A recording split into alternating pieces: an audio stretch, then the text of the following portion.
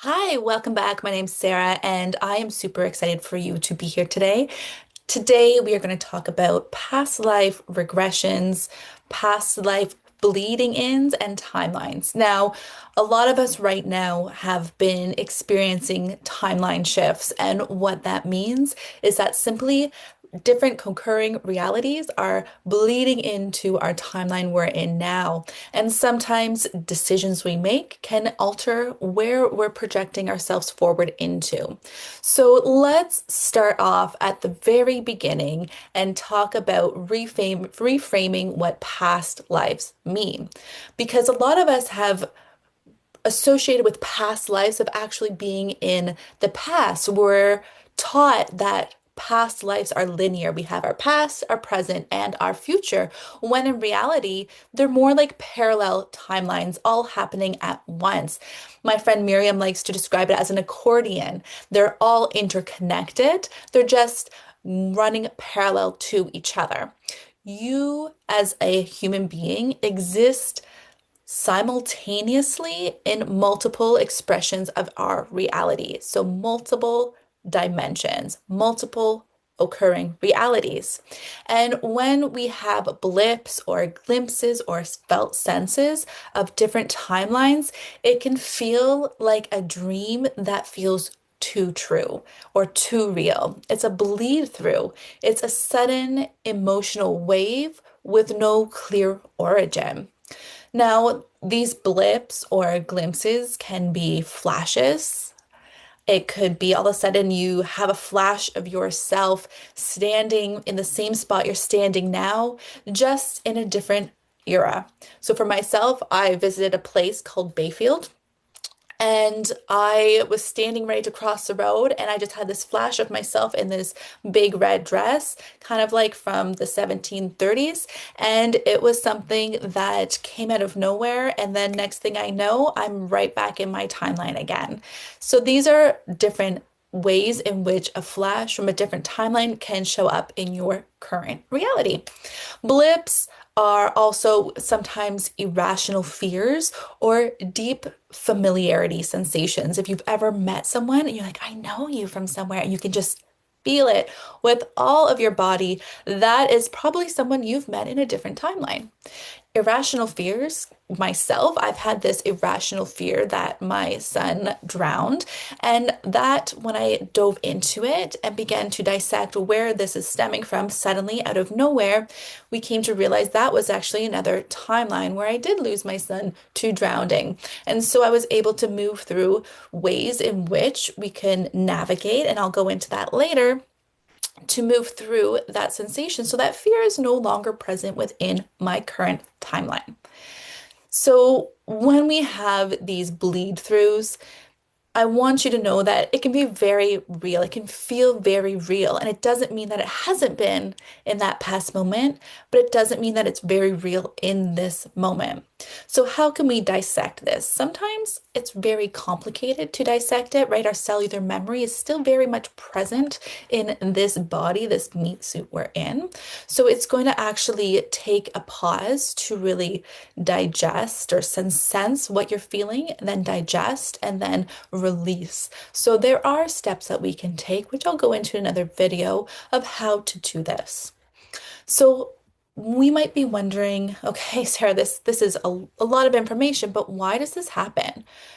With us being multi-dimensional beings, we have very different versions of who we are. Just as though we may have different personalities for different friend groups, right? We might act one way in church when we're with our grandparents. We might act a different way when we're at a hockey game or our kids' sporting events. And then we might act another way around our sister or our brother because we don't have to wear masks, right? Just as we do that, we are have very different realities and ways of presenting ourselves in these multi-dimensional timelines. So in one timeline, we may be a bandit. In another timeline, we might be a a queen or a prophet. In another timeline, we might be a peasant. In another timeline, we might be very close to who we are in this timeline.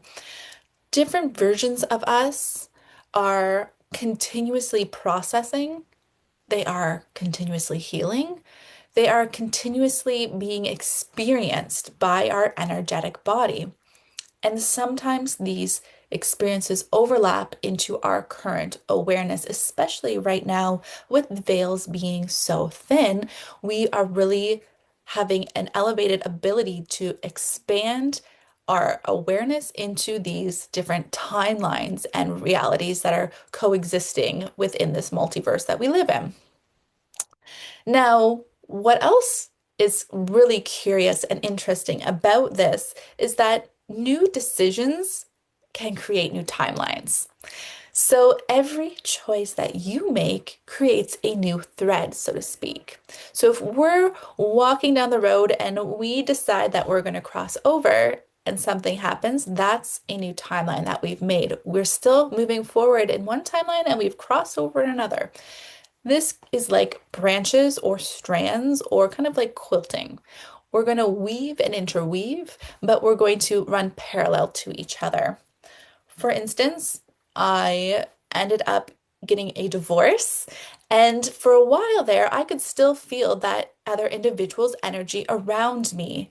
Now, in one timeline, I had chosen divorce. In this timeline, I chose divorce. But that other timeline where we were still married was continuing on. And for a very great deal of time, I could still feel that energy swirling around me. Maybe you've had this where you've changed jobs or you knew that you've mentally made the decision to change a job, but you still had the swirling energy of having to go to work every day until you were able to step out of that job. But you had two coexisting timelines happening because you were made the mental decision that you're quitting your job, so you were already projecting yourself into a new timeline of job searching, the job you want. You were already moving in this direction, but you were still simultaneously moving forward in the direction that you were previously going.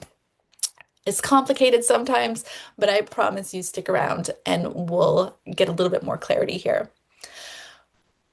As humans, when we have new timelines occur, we can still feel people around us.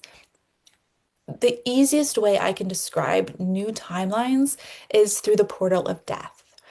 Now, when someone passes away, their physical body is no longer alive, but their spirit, their energetic body, is still very much alive and vibrant. And they've just turned the channel to a different frequency. So you can no longer see their spirit, but you can feel their energy.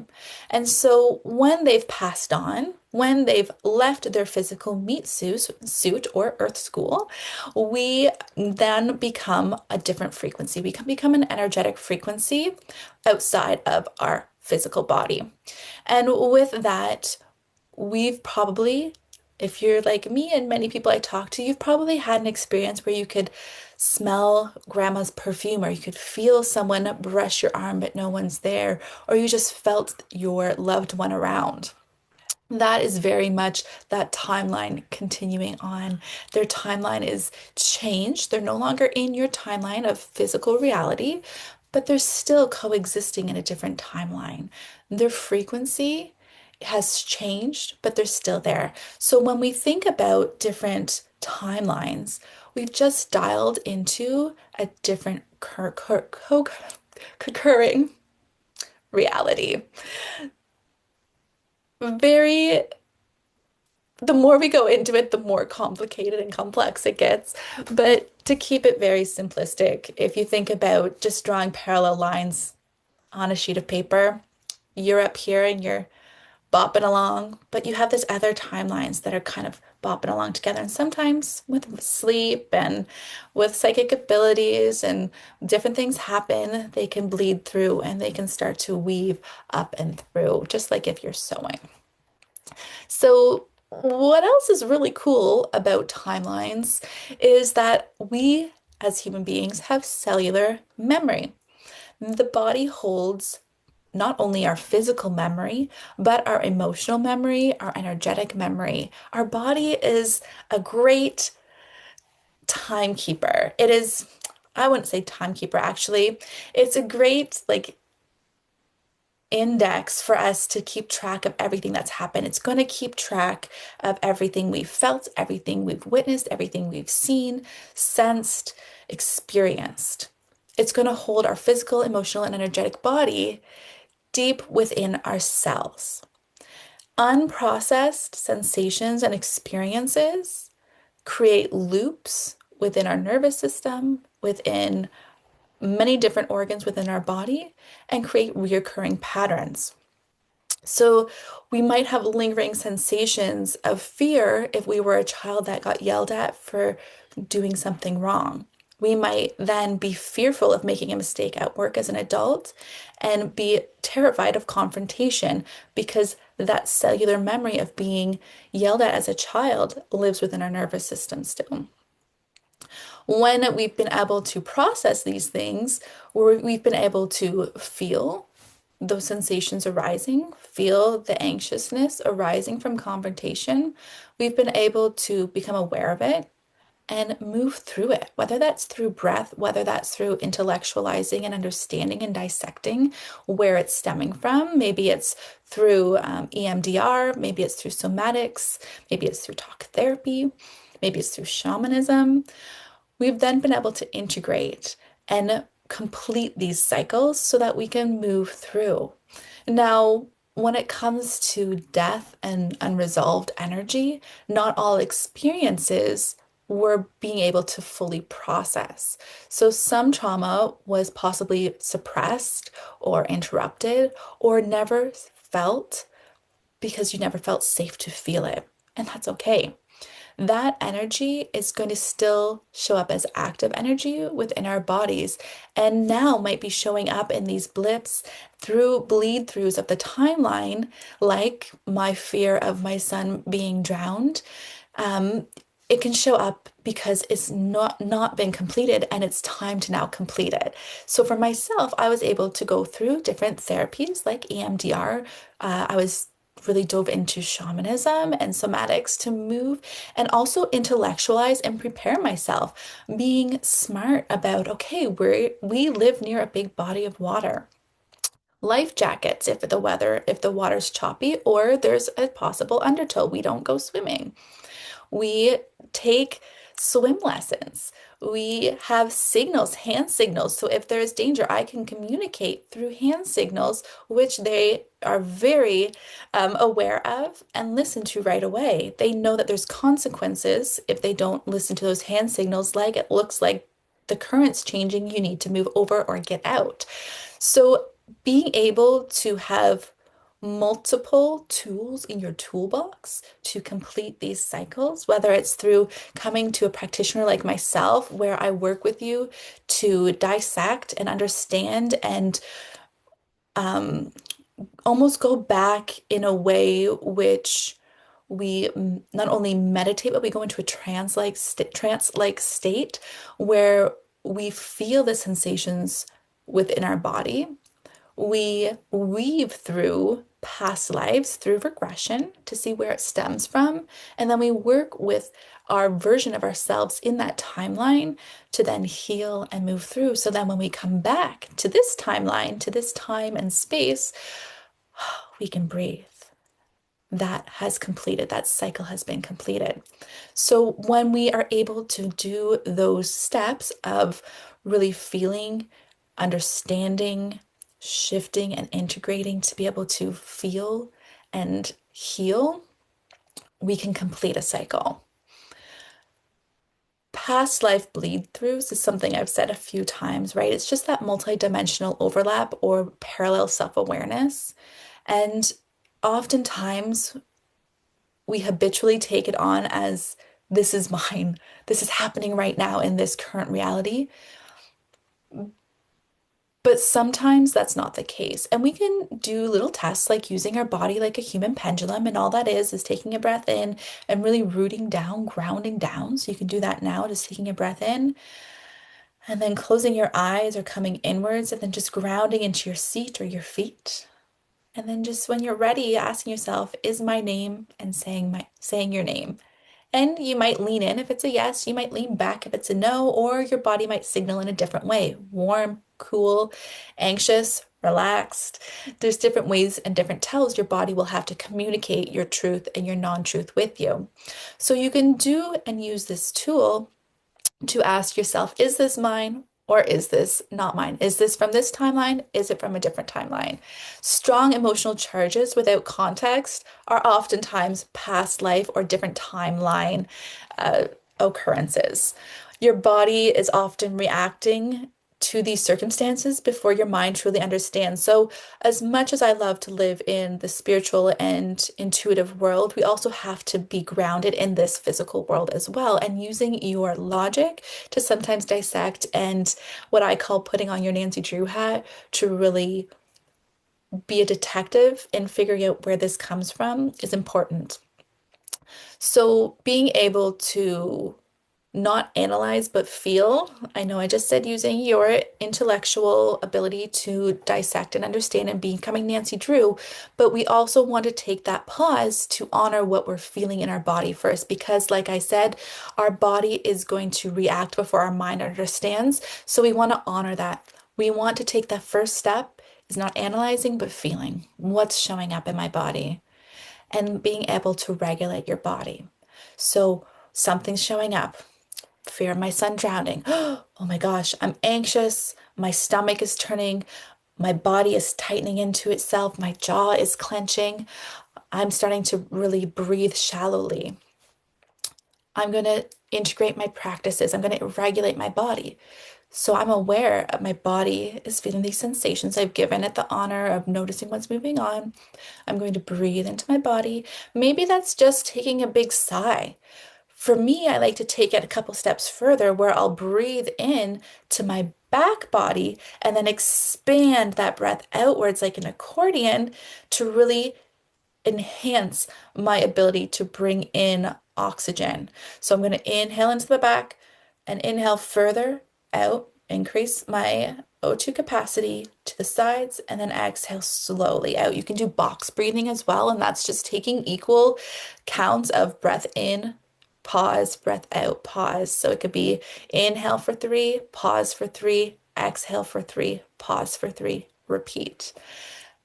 Letting yourself slow down the breath, deepen the breath, maybe even giving a shake, doing some heel drops where you come up onto your toes, squeeze your shoulders to your ears, and then exhale and drop back down onto your heels, and just rocking up and coming back down is a great way to really begin to regulate your body and bringing your body into this place where it feels safe to feel and sense and understand what's coming through from a past life or even in your everyday life. This is great. These are great tools for that.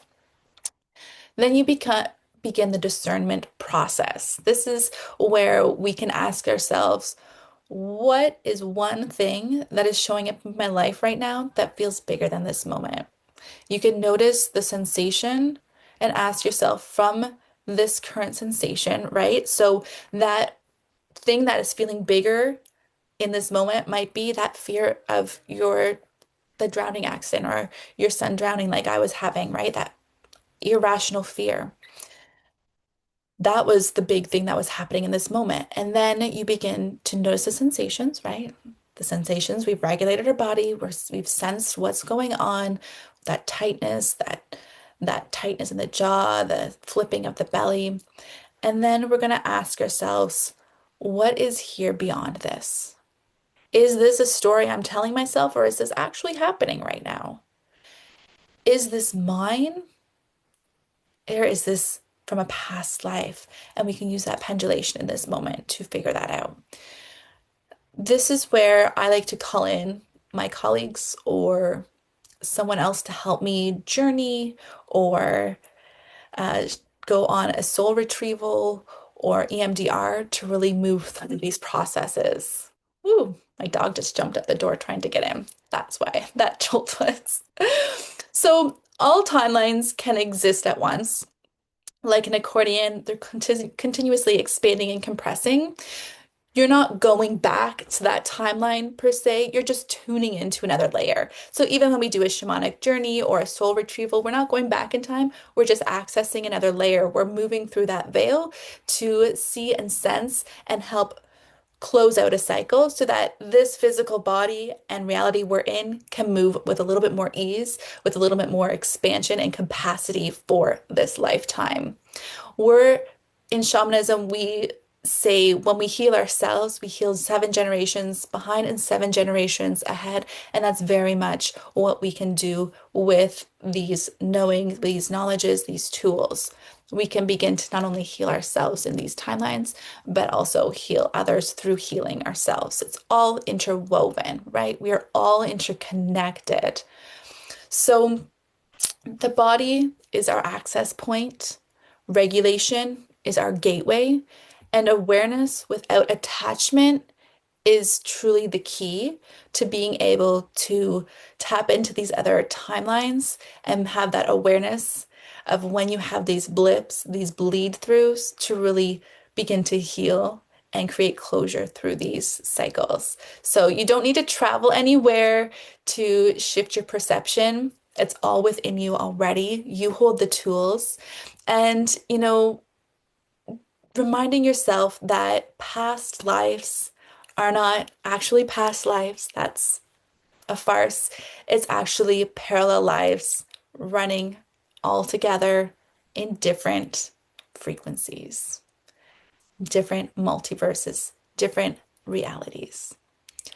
So, I want to thank you for sticking with me today. I hope that you have had some kind of benefit from this little mini lesson.